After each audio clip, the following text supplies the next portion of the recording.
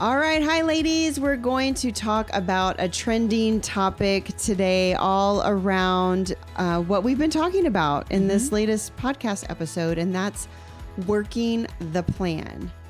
You mean I have to work? Like Yes. I have to, yes. We have to take action towards our God goal. Yes. So as we were preparing just the outline for today, I was taken back to the ebook and a scripture that we highlight in the ebook, and it's going to be a little painful to hear.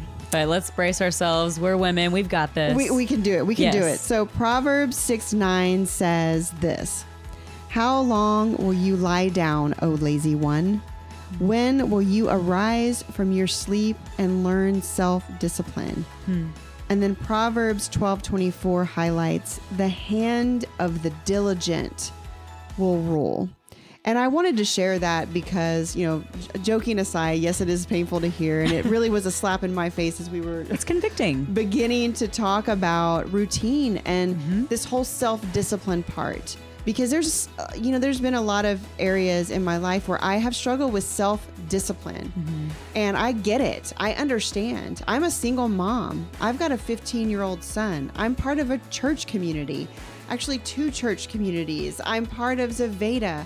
I'm part of, a business that I work for as my full-time job. There's a lot of commitments out there. And oftentimes what those commitments can do is allow me to put excuses on top of not being self-disciplined, not being self-disciplined in my fitness, not being self-disciplined in how I eat, not being self-disciplined in some of the commitments that I've made to others. And so I just wanted to bring those scriptures up because it's actually the Lord calls us to, yes, he calls us to dream.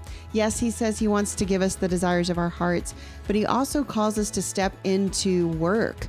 Working, the hand of the diligent is who is going to prosper. Those that have self-discipline, he's going to bless that action every time we step into that self-discipline and the doing and the working of the plan. So I just wanted to talk a little bit about that today and, recognize that we've struggled there. Oh, absolutely. And we'll struggle there in the future. And so that's what this community is about, to really just put it out there and talk real about some of the things that enter our minds and keep us from really stepping into that self-discipline, and to encourage you in that. So, I just wanted to kick off with that. Laurena, what thoughts do you have? Yeah, I think with, the idea of self-discipline, just what came to my mind as you were saying, all these different commitments that you have, I too have various commitments in my life, and sometimes it is hard to be so diligent and so disciplined in every area of life when there's so many plates spinning at the same time. And sometimes for me, I have to realize I might have too many commitments right now. That's a totally different conversation, Same, which we can, talk more about that on another episode. But noticing if it's really hard to have discipline, maybe the first thing is looking at how many commitments do I have, because, a lot of us can only really handle 3 to 4 major commitments. So that's, again, another conversation. But something that I'm thinking about with this trending topic of, being diligent and creating things, working on a consistent basis towards what you want to bring into reality is this idea of entropy. That's a very big word that I've only heard in some conversations, but basically entropy is without, us stepping in to intervene, to build something or create something, that the typical flow of just things in this world as it is with, sin and all of that, it just kind of goes towards chaos or disorder. And God is a God of order. And so us, as we're talking about this routine series, us having time with him and him giving us his heart through these God goals, as we actually are diligent to work the plan and we work with God to build these things and create these things and work hard towards getting these, dreams of our heart into reality, there's going to be some resistance there.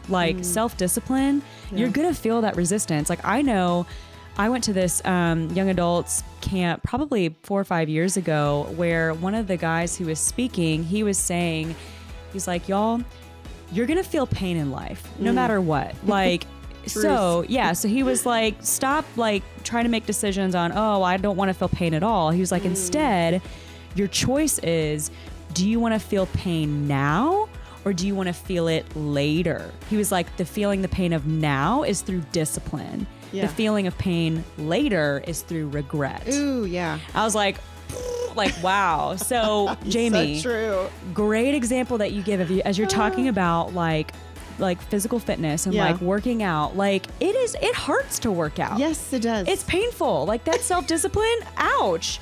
But think about if you don't choose the pain now and it comes later when like you're feeling kind of lethargic and maybe like just some challenges with health, and then think about like the cost of going to the doctor for different reasons that could be related to exercise, medications and fatigue and like, ugh. Yeah. So it's the pain of then regret that you feel, which in my personal opinion, we could all have a different opinion about this, but that's more painful because then you're like, you don't feel good and you have all these other costs incurring. And so, so I'll just say like, that's my 2 cents on this idea of self-discipline. It's going to be painful, but it's worth it because you are bringing order into what naturally could go, towards disorder, and you're bringing God's just heart and his nature into the world through what you create that is God breathed. So that's my thinking. It's so true. And just think, if you stick to that,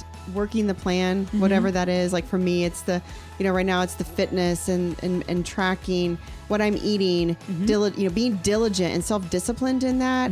I can't wait to see what I look like in 60 days. Gonna look good, Jamie. I can't wait. So I may be in pain some days when I'm on that cycle, in that cycle class, but I'm going to love how I feel and how I look, especially when I get to wear that dress till Laurena's wedding. So I asked her to be a bridesmaid. Woo! Yes. Ladies, just be encouraged. Just find a scripture that is going to speak some hard truth to you. Use a few that we've provided for you here on this little snapshot, and then also in the ebook, or find something that really resonates with you to get you back on track. And good luck to getting out there and working that plan. All right. We'll talk to you soon.